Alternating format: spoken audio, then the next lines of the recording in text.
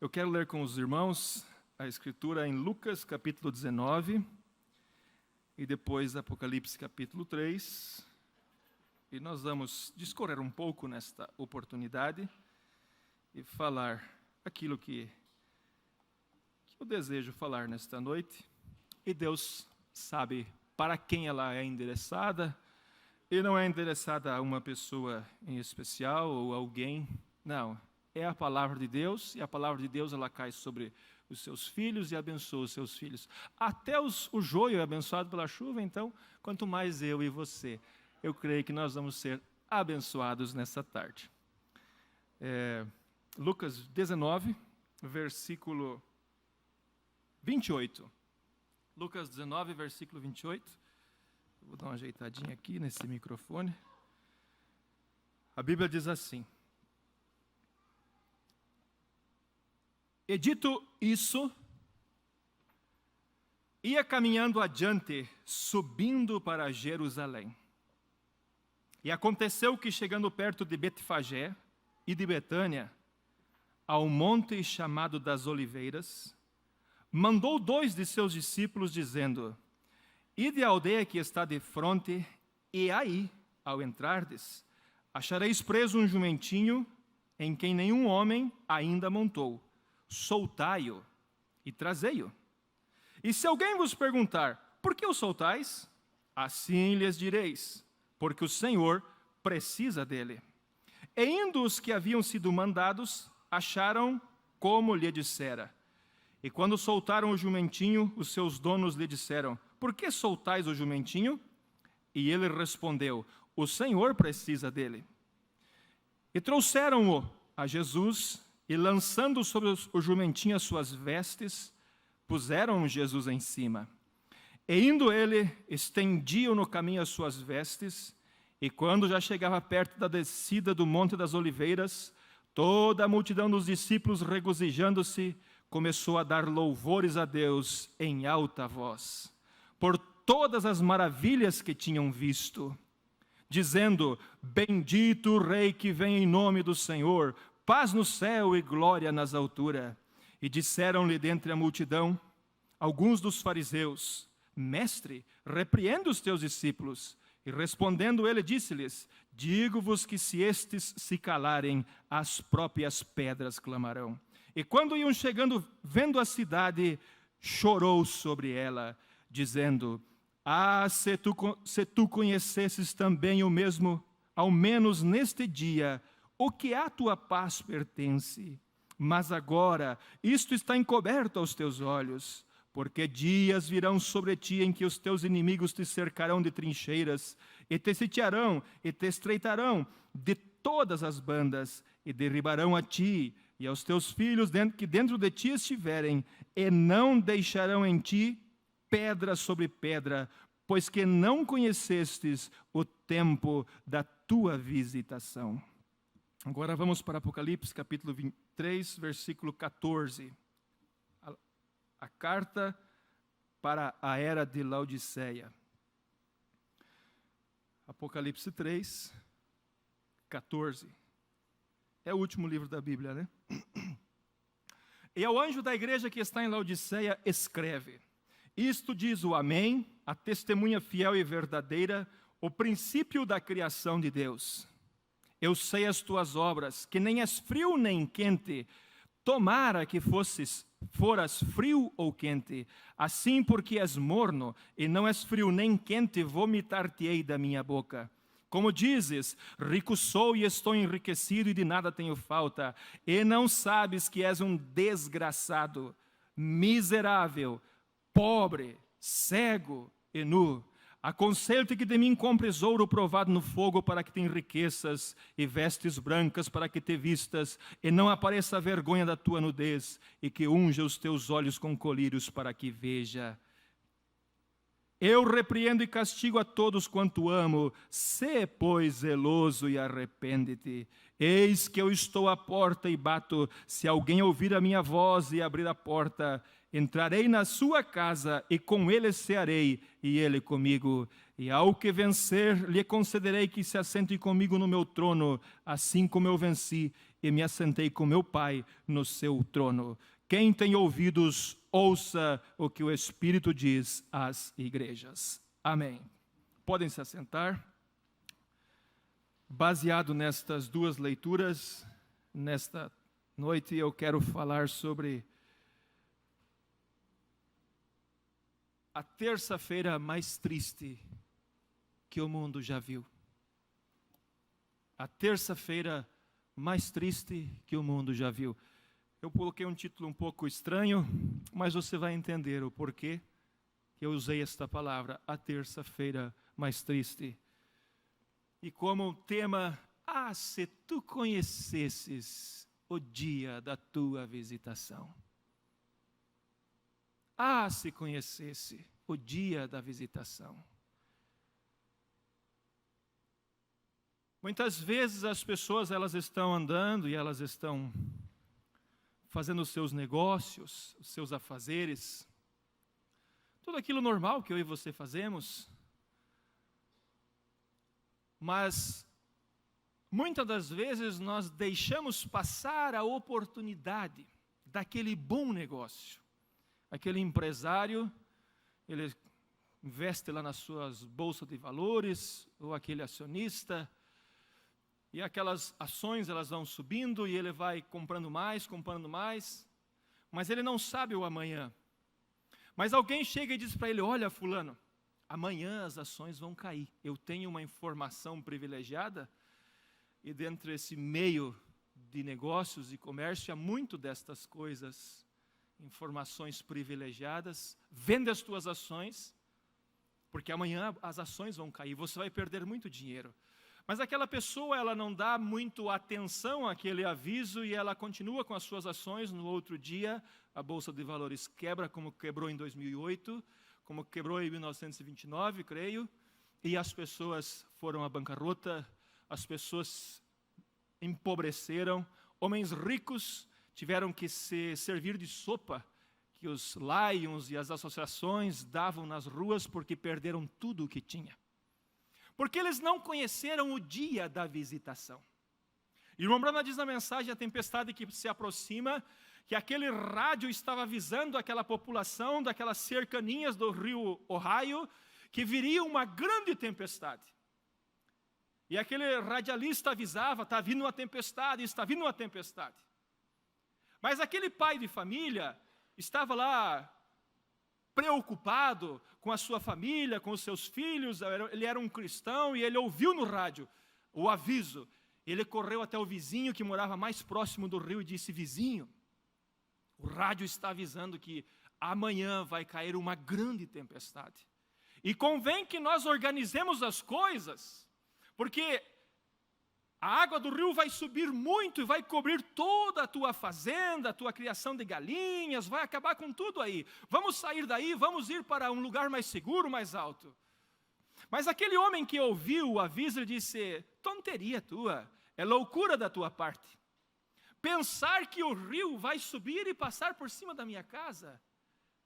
Aquele vizinho disse, sim, os rádios, a meteorologia, os homens do tempo, eles estão avisando que há uma tempestade se aproximando, vamos fugir. Ele disse, não vou. E aquele vizinho disse, mas então, pelo menos, deixa a tua família ir, os teus filhos, para que eles estejam seguros, porque se você vê que realmente a tempestade vem, você sozinho você consegue escapar. Ele disse, não senhor, ninguém vai agitar a minha família, nós vamos ficar todos aqui.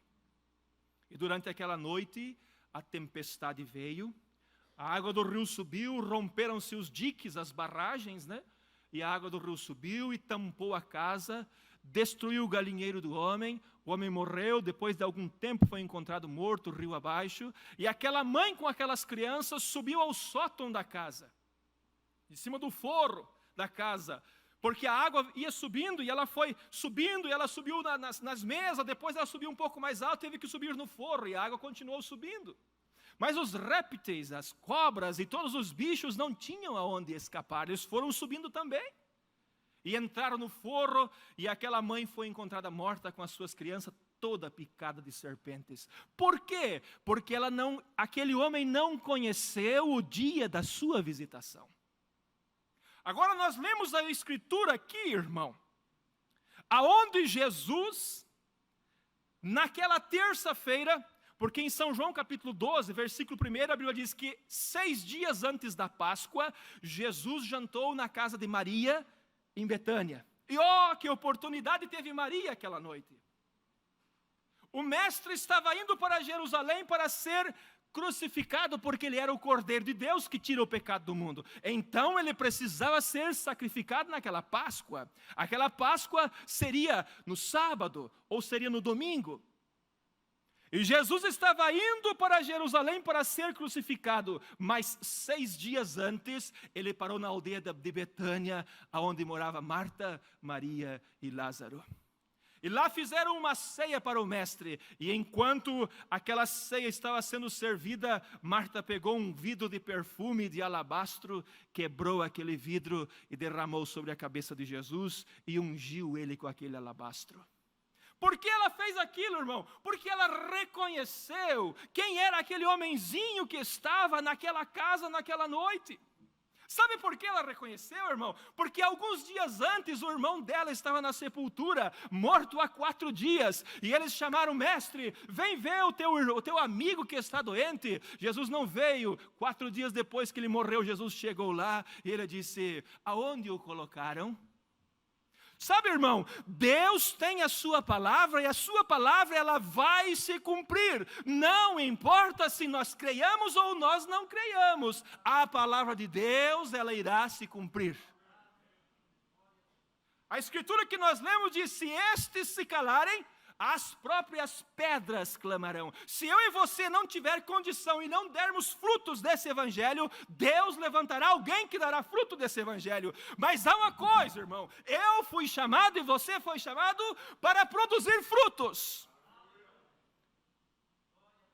E a nossa capacidade, irmão, não é nossa, é Ele quem nos capacita.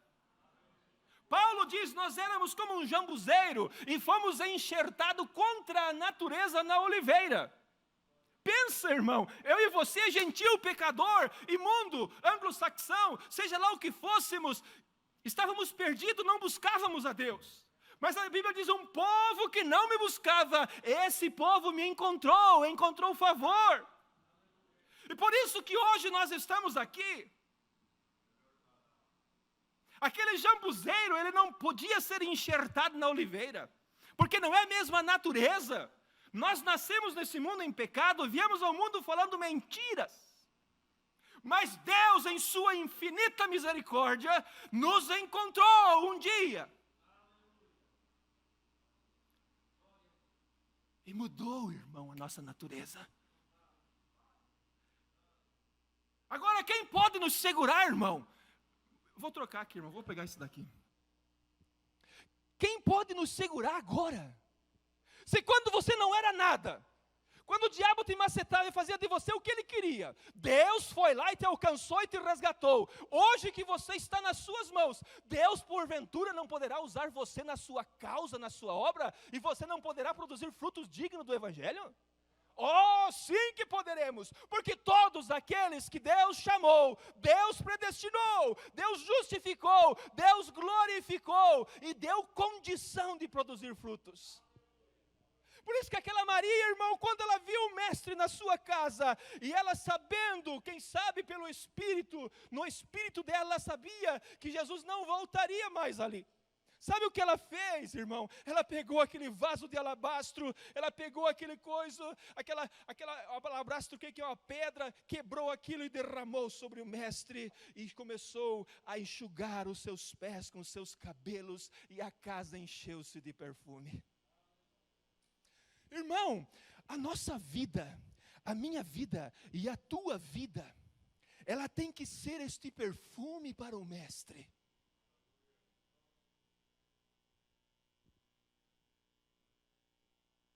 Porque o evangelho, ele veio para mudar o nosso estado e nos fazer novas criaturas. E quando nós reconhecemos o nosso dia, nada pode mais nesse mundo nos segurar. Aí, por isso que vem Paulo e diz: o que me separará do amor de Deus que está em Cristo Jesus? E ele enumera uma quantidade de coisas, ele diz: nada pode me separar do amor de Deus que está em Cristo Jesus, nem a altura, nem a profundidade, nada, nem a morte, nem a vida, nem o passado, nem o futuro, nada pode me separar do amor de Deus que está em Cristo Jesus. Por quê? Porque eu e você fomos comprados com um preço caro, e ninguém pode tomar nós das mãos de Deus. O diabo pode fazer volta ao teu redor, como diz a Bíblia, ele anda ao nosso derredor procurando quem possa tragar, mas se você ficar atrás das Escrituras, irmão, nada pode te atingir. Ah, você não vai passar por problema? Vai sim. Não vai ficar doente? Vai sim, mas que isso importa? Esse corpo, um dia desses, se Jesus não vier e não transformar, ele vai para a sepultura. Mas há uma coisa, irmão, quando Eliseu foi colocado na sepultura, Eliseu tinha o espírito da mensagem da hora. Quando Eliseu foi colocado naquela sepultura, apodreceu, saltava os ossos de Eliseu. E houve uma guerra, e um dos irmãos israelitas morreu, não tiveram tempo de sepultar, jogaram aquele homem dentro da sepultura de Eliseu, só estavam os ossos secos lá. Quando aquele homem caiu sobre os ossos de Eliseu, ele saltou de volta com vida e saiu correndo. Por quê? Porque há uma vida, há uma força, há um poder dentro de mim e de você que nada nesse mundo pode segurar. Nós não somos fracos, irmão. Nós não somos pouca coisa, irmão Valmir. Nós somos filhos da eternidade. E eu gosto de me gabar disso, irmão, porque eu não sou nada, mas eu tenho um que é todas as coisas. Tudo posso naquele que me fortalece. Segunda-feira à noite, 6 dias antes da Páscoa, Jesus esteve em Betânia. E a Bíblia diz, e no outro dia, Jesus começou a subir em direção a Jerusalém. A escritura que nós lemos, se você for ler em São João capítulo 12, a Bíblia diz, no outro dia, no 5º dia antes da Páscoa. 5º dia antes da Páscoa é na terça-feira. Por isso que eu disse, a terça-feira mais triste. Por que mais triste, irmão? Você verá. Jesus começa a subir aquele monte das oliveiras, e os seus discípulos vão cantando como o irmão cantou.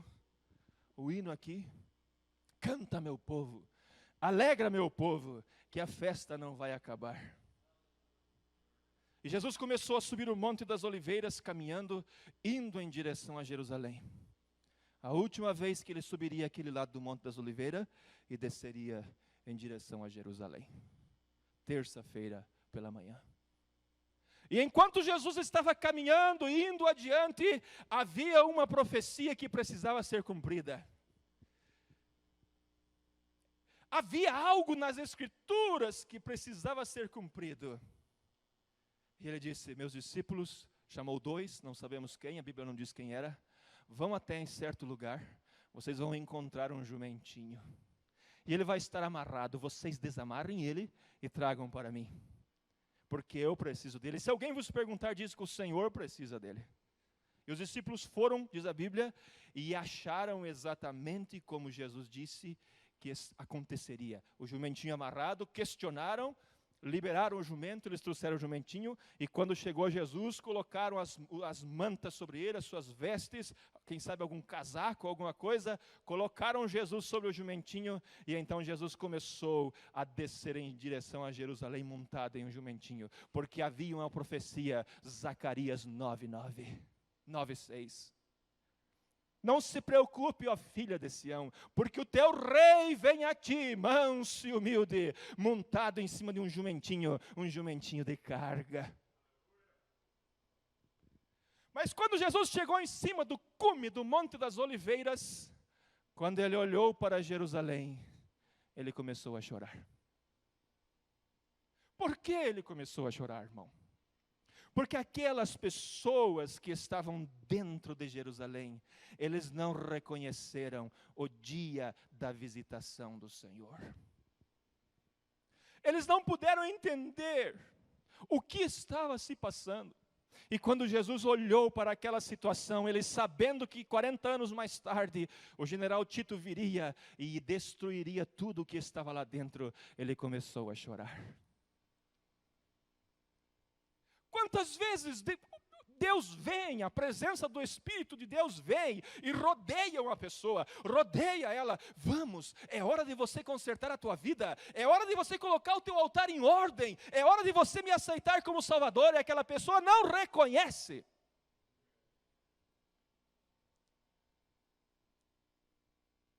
Não reconhece, irmão.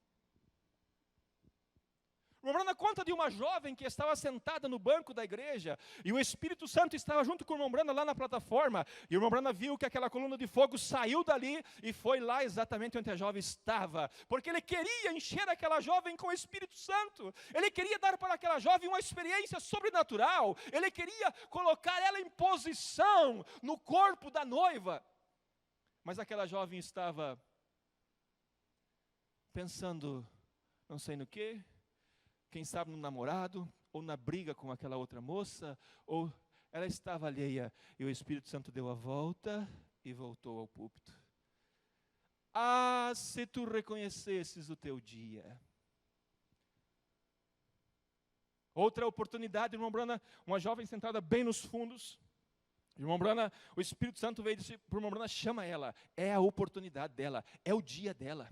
E o irmão Branham começou a insistir com ela, e ela era filha de um diácono da igreja, o irmão Branham estava visitando uma igreja, jovem, Deus está te chamando, vem para a frente, e ela lá emburrada, e fazia cara feia, e não foi para a frente. Quando terminou o culto, o irmão Branham saiu para fora, e ela estava esperando o irmão Branham lá na porta. E ela disse, se eu algum dia quiser aceitar Jesus como Salvador, eu vou encontrar pelo menos alguém que seja mais educado, mais nobre do que tu, com essa teu linguajar tão pobre e miserável. E o irmão Branham disse, mas era Jesus que estava te chamando, não era eu. Depois o irmão Branham encontrou aquela jovem, sabe onde ela estava, irmão? Oh, se ela tivesse compreendido o dia da visitação de Deus para ela. O irmão Branham encontrou ela em outra oportunidade, o irmão Branham voltou naquela região, naquela igreja, ele encontrou ela com a saia tudo desalinhada, bêbada, com a garrafa de uísque na mão, ofereceu o uísque para o irmão Branham e disse, toma aí um gole, irmão Branham. O irmão Branham disse, não, eu sou um cristão. Ela disse, desde aquele dia em que você me chamou e eu não dei ouvidos, eu vejo a alma da minha mãe fritando no inferno como uma panqueca. Por quê? Porque ela não reconheceu o dia da sua visitação. Jerusalém, Jerusalém, você não tem reconhecido o dia da tua visitação. Oh, irmão, quando o general Tito, 70 anos mais tarde, ele veio e cercou Jerusalém. E por mais ou menos 2 anos ele ficou cercando, cada vez apertando mais o cerco ao redor de Jerusalém, levantando tranqueiras, levantando baluartes, e levantando artilharia de guerra, e tentando, e foi, até que as mães comeram seus próprios filhos cozidos. Por quê? Porque eles não reconheceram o dia da visitação de Deus, o dia do beneplácito, da misericórdia. Eles não reconheceram, irmão. E quantas vezes esta mensagem tem sido pregada aqui neste púlpito, tem ido até você na internet que está me escutando agora. Você aí que está escutando, não deixe passar a tua oportunidade. Não deixe passar o dia da visitação, reconheça que Deus está te chamando. Deus tem enviado uma mensagem para este tempo, e esta mensagem tem vindo para colocar um povo em posição, um povo que irá cumprir todas as escrituras, e irá um dia desses para o arrebatamento. Oh, que dia será este? Que dia será este? Mas ai daqueles que não tomarem, não reconhecerem o dia da sua visitação. Quem sabe quando o general Tito estava apertando Jerusalém, cercando. Quando aquela mãe chegava, olhava para aquela criança, eles comeram tudo que tinha dentro, todas as árvores, eles comeram todos os animais que tinha lá dentro, desde burro, tudo que não podia comer, eles comeram, porque o judeu não pode comer certos animais, eles comeram tudo, comeram o esterco das pombas que saíam para fora e voltava, não tinha mais o que comer. E agora vamos fazer o quê? Um dia uma mãe chegava na vizinha, hoje vamos comer teu filho, e amanhã comeremos o meu. Pensa, irmão, por que chegar nessa situação? Por quê? Porque não conheceu o dia da tua visitação. Oh, irmão, quantas pessoas que o evangelho vem e bate, e chama, e Deus chama, e a pessoa não dá atenção, não dá ouvido. Depois você encontra ela numa vida miserável, desgraçada, pobre, cega, nua, e não sabe, e não há volta, não tem como voltar atrás. Não há como voltar atrás. Por quê? Porque não reconheceu o dia da sua visitação. Oh, terça-feira mais triste, quando o mestre chorou sobre aquele monte de Jerusalém. Jerusalém, reconheça o dia da tua visitação. Amigo, reconheça o dia hoje da sua visitação. Reconheça o dia em que Ele está te chamando. Vem, meu filho, eu quero carregar você em meus braços. Porque aos seus anjos dará ordem a teu respeito. Eles te sustentarão em seus braços. E com o teu pé você não vai tropeçar em pedra alguma. Eles te guardarão, eles te protegerão. O Senhor é o meu pastor, nada me faltará. Mas isso é para aqueles que reconheceram o dia da visitação do Senhor. Agora, irmão, um dia eu e você estávamos nessas circunstâncias. Não pensa que eu sou melhor que você, ou que você seja melhor de quem quer que seja. Nós estávamos também nessa circunstância. Mas aquele doce espírito, quando aquela fita começou a tocar, e aquele pastor começou a pregar, ele começou a descer lá no coração, e ele começou a falar e a falar. E quando aquela unção, aquela presença veio, eu rendi a minha vida para Ele.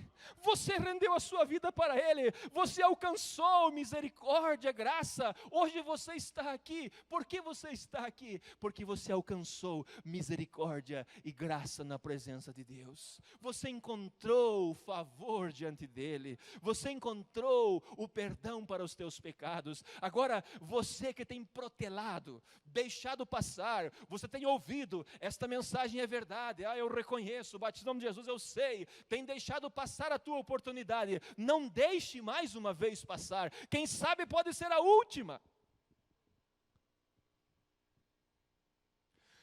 Deus tem enviado, irmão, uma mensagem de restauração. Durante as eras negras, o sistema católico destruiu a verdade, tomou a Bíblia das pessoas, tirou a verdade e criou dogmas e todas as coisas. Mas Deus, por sua graça, enviou um homenzinho chamado Martinho Lutero, e ele disse: o justo vive pela fé, porque a Bíblia diz isso, e começou a trazer uma pequena luz de restauração. O justo vive pela fé, e ele rompeu com o sistema católico, e então saiu uma pequena luzinha, começou a brilhar. Mas não era tudo, era apenas uma pequena luz. Há algo maior ainda.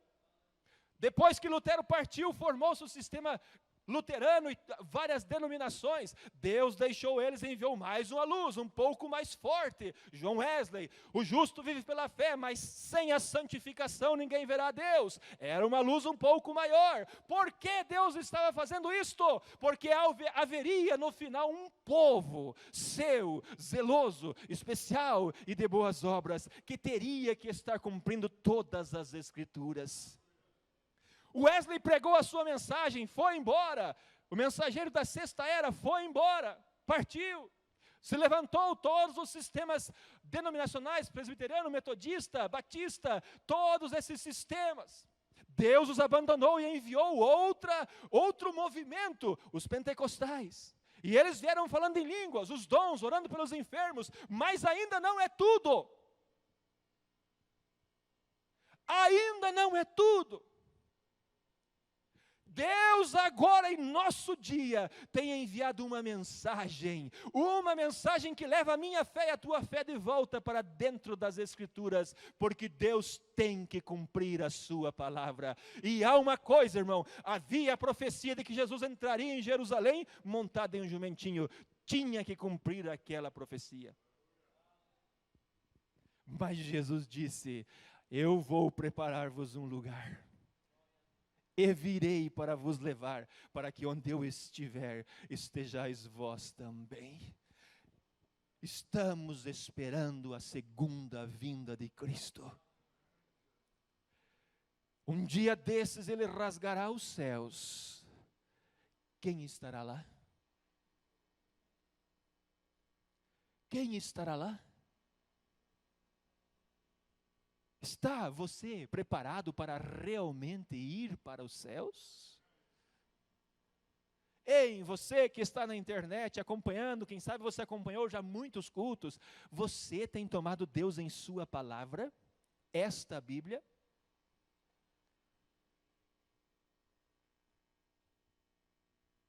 Aonde você se encontrará naquele dia? Será possível que você dirá: eu deixei de ouvir a voz de salvação, passou a minha oportunidade?